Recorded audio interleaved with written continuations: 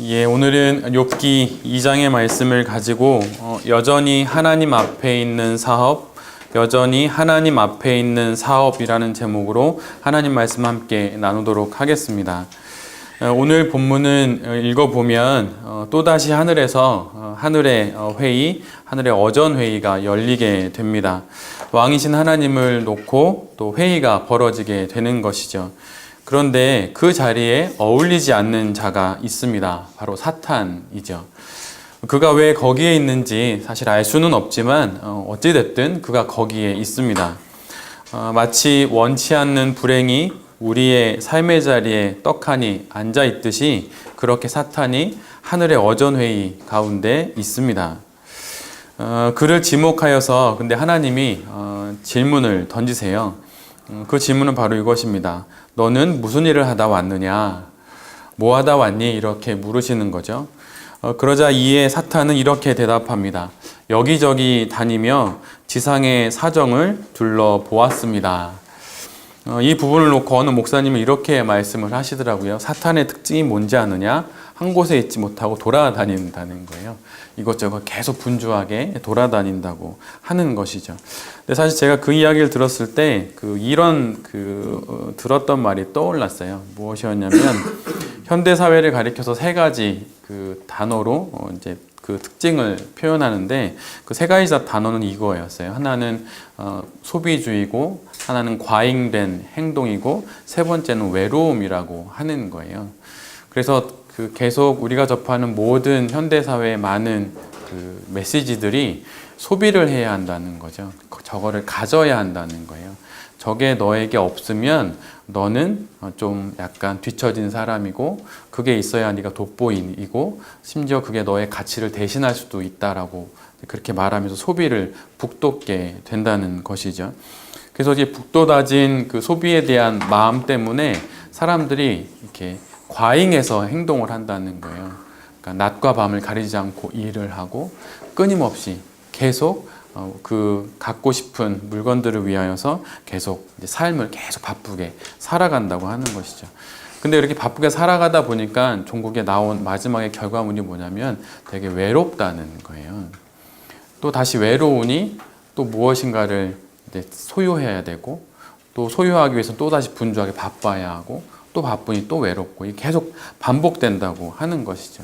근데 오늘 본문에 등장하는 사탄은 그렇게 분주하고 바쁘게 돌아다닙니다.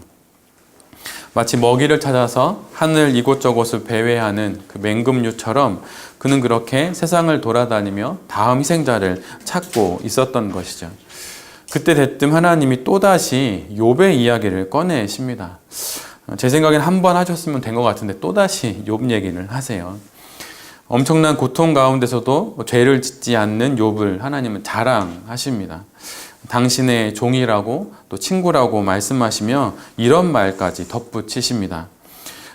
사탄에게 말씀하시는 거죠. 네가 나를 충동하여서 까덕없이 욥을 치게 했지만 그는 자기의 온전함을 굳건히 지켰다. 사탄의 충동과 시비에서 비롯된 욥의 고난이 욥과 하나님의 승리로 끝났다고 이렇게 자랑하시는 듯하게 들립니다. 그런데 여기서 사탄은 궁지에 몰렸던 것 같은데 그럼에도 불구하고 또다시 현란한 말솜씨를 선보입니다. 그리고 회심의 마지막 카드 한 장을 꺼내죠. 그는 이렇게 이야기합니다. 가죽은 오직 가죽으로 바꾸는 법입니다. 이 말은 실은 베두인들의 속담이었어요. 베두인 사람들의 속담인데 그들은 가죽을 이렇게 중요한 교환 물품 중에 하나로 여겼었는데 이 말의 뜻은 교환이 이루어지려면 언제나 가치가 동등한 할 때에 그 교환이 이루어지는 법이라는 것입니다. 사탄이 그 얘기를 하는 거예요. 재물이든 가축이든 종이든 그 모든 것은 언제나 생명보다는 더 아래에 있다고 하는 것이죠. 생명이 더욱 소중하기 때문에 자신의 목숨을 잃을 위기가 당하게 되면 그때에는 욥이 하나님을 저주하고 버리게 될 것이라고 말합니다. 그러자 하나님은 이렇게 말씀하시죠. 욥을 죽이지 않는 것을 전제 조건으로 해서 또다시 사탄의 시험을 용인하십니다. 이제 욥의 온몸은 종기와 부스럼으로 뒤덮입니다.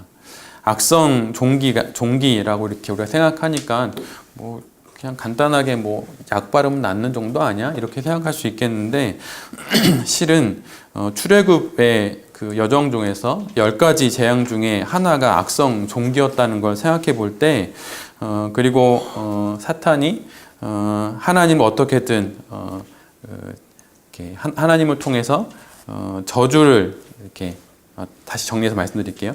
그리고 하나님을 어떻게든 욥을 어떻게든 어려움에 빠뜨리려고 하는 사탄의 결심을 생각할 때 욥이 겪고 있는 이 종기는 결코 간단한 게 아니었을 거라는 거죠. 그냥 조금 뭐가 가려워서 약을 바르면 낫거나 뭐 그런 게 결코 아니라고 하는 것입니다. 현대에는 아이들이 아토피를 오랫도록 앓고 있거나 그러면 정말로 이렇게 막 무엇으로 박박박 긁잖아요. 자다가도 긁고. 정말 괴로운 것 같습니다. 제가 얼마 전에 온몸에 알러지가 한번 일어났을 때 정말 너무 괴롭더라고요. 저는 하루 이틀 정도 그렇게 괴로웠는데 욥이 겪고 있는 이 괴로움, 질그릇 조각으로 자기 몸을 긁고 제각 깔린 쓰레기 더미에 주저앉아 있을 수밖에 없었던 이 종기는 분명 엄청나게 심한 것이었을 것입니다. 그가 주저앉은 재와 또 쓰레기 더미, 이것은 마치 욥의 마음과 상태를 그대로 말해주는 것 같습니다. 이렇게 하늘의 회의가 끝나고 또 회의의 결과로 욥에게 여러 가지 일들이 벌어진 다음에 이제는 땅에서의 사람들의 회의가 시작됩니다. 그 회의의 첫 문을 여는 사람은 욥의 아내예요. 욥의 아내는 이렇게 말합니다. 아직도 그 잘난 고결함을 지키겠다는 것입니까? 차라리 하나님을 저주하고 죽어 버리세요. 욥의 아내는 여기에 이렇게 등장한 후에 욥기에 다시는 나타나지 않습니다. 그런데 교회 전통에서 욥의 아내는 욥과는 상반되는 자리에서 불신앙의 아이콘으로 또는 사탄의 동조자처럼 거론됩니다. 그런데 저는 사실 이 욥기를 읽고 묵상하면 묵상할수록 이 여인에 대한 이런 평가는 옳지 않다는 생각을 하게 돼요. 왜냐하면 이 여인은 10명의 자녀를 잃었습니다. 자신의 눈앞에서 어리광 부리던 자녀들, 그래서 이제는 장성하여서 아름다운 청년이 된 자녀들을 모두 잃었어요. 그런 어미의 마음을 갖고 그녀를 또 그녀의 말을 봐야 합니다. 어쩌면 이 욥의 아내의 말은 욥을 향한 말이 아니라 그녀 자신을 향한 절규의 음성일지도 모르겠어요. 차라리 내가 죽고 말겠다라고 말하는 자식 잃은 어미의 음성인 것이죠. 하나님과 사탄의 주고받는 대화가 열리는 하나님의 어전회의와 아내와 욥의 대화가 오가는 땅의 회의가 참으로 비교되는 것 같습니다. 마치 우리 눈앞에 두 세계가 있는 듯한 모습입니다. 하늘의 세계와 땅의 세계. 그리고 욥은 지금 이 하늘의 세계와 땅의 세계 사이에 끼어 있는 듯한 모습입니다. 두 세계 사이에 끼인 욥은 그런데 이렇게 말을 하죠. 우리가 하나님께 좋은 날도 받았는데 나쁜 날도 받는 게 당연하지 않겠소. 당연하다고 말합니다. 기쁨과 고통, 이 모두가 욥의 그 삶의 자리에 있는 것이 당연하다고 말합니다. 욥의 이 믿음이 참 부럽습니다. 그러나 한편으로 정말 이 욥의 고백을 어떻게 받아들여야 할지라고 하는 고민도 생기게 됩니다. 이후에 그가 어떤 모습으로 또 어떤 과정을 지나게 되는지 우리 모두는 알고 있지만 극심한 고통 속에서도 이 말을 할 수 있는 그 입술이 우리에게도 있기를 간절히 기도하게 됩니다. 고통 앞에 서야 하는 내 자신은 부정하고 기쁨 앞에서의 내 삶만을 인정하려고 하는 것은 이 세상에 없는 일을 꿈꾸는 것과 똑같습니다. 어쩔 수 없이 우리는 살면서 고통 앞에 서야 할 때가 있고 또 기쁨 앞에 서야 할 때가 있습니다. 그러기에 고통 앞에서도 또 기쁨 앞에서도 우리는 우리의 삶을 그냥 살아가야 하는 것이죠. 그래서 고통과 기쁨이 있고 그것을 우리 삶에 다가올 때 당연한 것으로 있어야 할 것이 있는 것으로 받아들이는 그 믿음이 우리 모두에게 있어야 할 것입니다. 그런데 기쁠 때는 괜찮은데 고통 앞에서는 참 그러기가 정말 어렵죠. 근데 오늘 본문의 욥은 고통 앞에서도 있을 만한 일이라고 당연한 일이라고 이야기를 합니다. 우리의 사업도 잘 될 때가 있고 부진할 때가 있습니다. 근데 이것은 욥의 말을 빌어서 말하자면 당연한 거예요. 그러나 이것과 더불어 기억해야 할 또 하나의 당연한 것이 있습니다. 그것은 우리 사업이 하나님 앞에 있다고 하는 것입니다. 사업이 잘 될 때는 하나님 앞에 있던 사업이 잘 안 될 때는 하나님 앞에 없는 것이 되는 것이 아니지요. 신앙 훈련이란 이미 찾은 것에 대한, 이미 만난 것에 대한 멀고도 고된 추구이며 따름입니다. 우리 사업이 잘 될 때 우리는 마치 하나님이 지금 바로 내 곁에 계신 듯 합니다. 사업을 하나님께서 직접 경영하시는 듯 하지요. 그런데 사업이 잘 안 되면 하나님께서 내 사업을 버리신 듯 합니다. 하나님을 만난 경험이 있는 사람만이 하나님을 구할 수 있습니다. 그럴 수 있듯이 사업이 하나님 앞에 서 있음을 경험한 사람은 그 상황과 형편에 상관없이 그 사업이 하나님 앞에 있음을 기억해야 하는 것입니다. 우리의 사업이 연거푸 어려움을 당할 때 그 순간에도 우리는 우리의 사업이 그리고 그 사업을 경영하는 내가 여전히 하나님 앞에 있음을 기억해야 합니다. 온갖 어려움과 고통을 겪는 욥에게 세 친구가 찾아오지요. 그들은 저 멀리서 봤는데 욥이 더 그의 형상을 알아볼 수 없을 정도로 망가진 것을 보게 됩니다. 그들은 그들의 두 눈으로 직접 보았지만 믿을 수 없는 욥의 모습 앞에 할 말을 잃고 맙니다. 그래서 죄를 뒤집어 쓰고 욥 곁에 같이 주저앉게 되지요. 그들은 욥을 보는 것만으로도 그의 고난이 얼마나 극심하고 처참한지 알 수 있었습니다. 친구들이 할 말을 잃을 정도의 고난 앞에서도 여전히 우리의 사업과 삶이 하나님 앞에 있음을 알고 믿는 것이 바로 믿음입니다. 사업을 잘하고 사업이 잘 되는 친구가 와서 이렇게 말할 수도 있겠죠.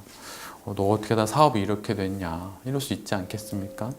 그런데 그 순간에도 여전히 우리의 사업과 삶이 하나님 앞에 있음을 믿는 것이 바로 믿음입니다. 욥기를 읽다 보면 욥기 속에서 직접 드러나는 교훈이라기보다는 숨어있는 교훈이라고 할 수 있는 게 있습니다.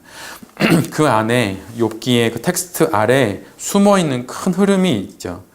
그 어떤 일도 하나님 밖에 있지 않다는 것입니다. 그 누구도 하나님 밖에 있지 않다는 거예요. 모든 것은 하나님 안에 있고 하나님은 모든 것을 알고 계시다는 사실이 욥기의 그 깊은 곳에 숨어서 흐르고 있는 것입니다. 이번 달 16일에 개봉하는 영화 하나가 있습니다. 그 영화는 교회 오빠라고 하는 영화예요. 사실 이 영화가 개봉되기 이전에 TV에서, KBS에서 이걸 방영했었죠. 저도 그때 보았었는데요. 이젠 고인이 되신 이관희 집사님의 투병의 과정과 임종의 순간을 기록한 영화입니다. 그런데 그 영화 포스터의 앞에 이런 글이 적혀 있어요. 고난 앞에 서지 않고 예수 앞에 서다. 고난 앞에 서지 않고 예수 앞에 서다. 지금은 5살인 딸 이소연이라고 하는 이쁜 딸이 있습니다. 근데 그 아이가 태어나고 한 달도 안 되어서 이관희 집사님이 대장암 판정을 받게 돼요.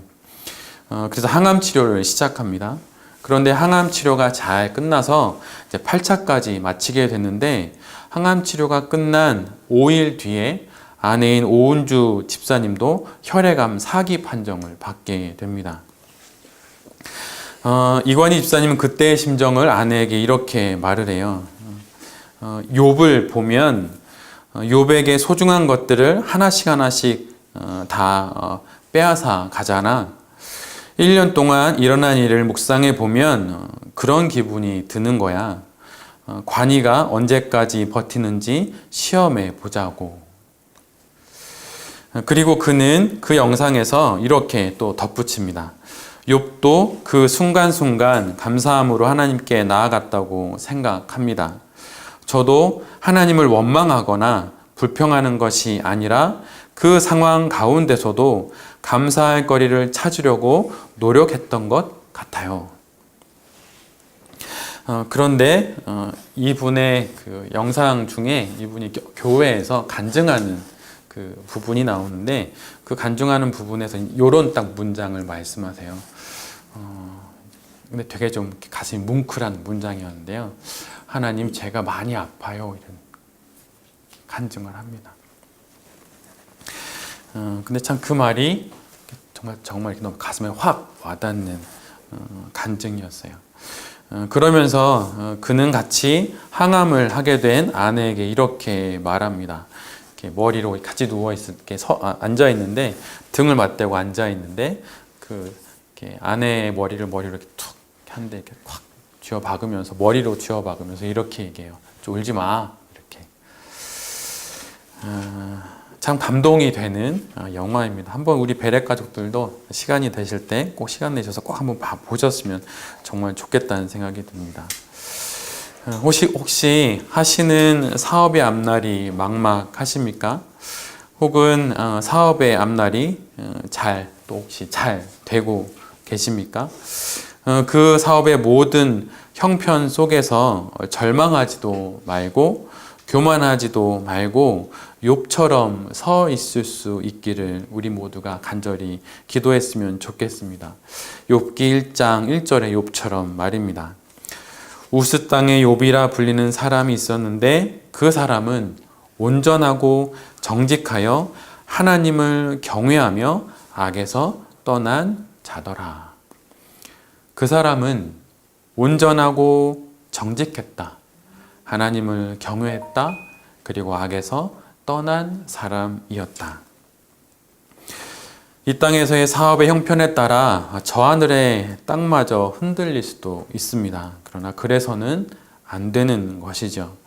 사업의 형편과 어려움 앞에 서지 마시고 예수 그리스도 앞에 서십시오. 그때 여전히 하나님 앞에 서 있는 우리의 사업을 보게 될 것입니다. 시편 27편 14절 말씀이 있습니다. 이건 이관희 집사님이 딸에게 가르쳐준 말씀이기도 한데요. 오늘 이 설교를 이 말씀으로 마치려고 합니다. 시편 27편 14절의 말씀입니다. 너는 여호와를 기다릴지어다. 강하고 담대하며 여호와를 기다릴지어다. 사업의 어려움 속에서 강하고 담대히 예수 그리스도를 기다리는 우리 모두가 될 수 있기를 간절히 기도드립니다. 아멘.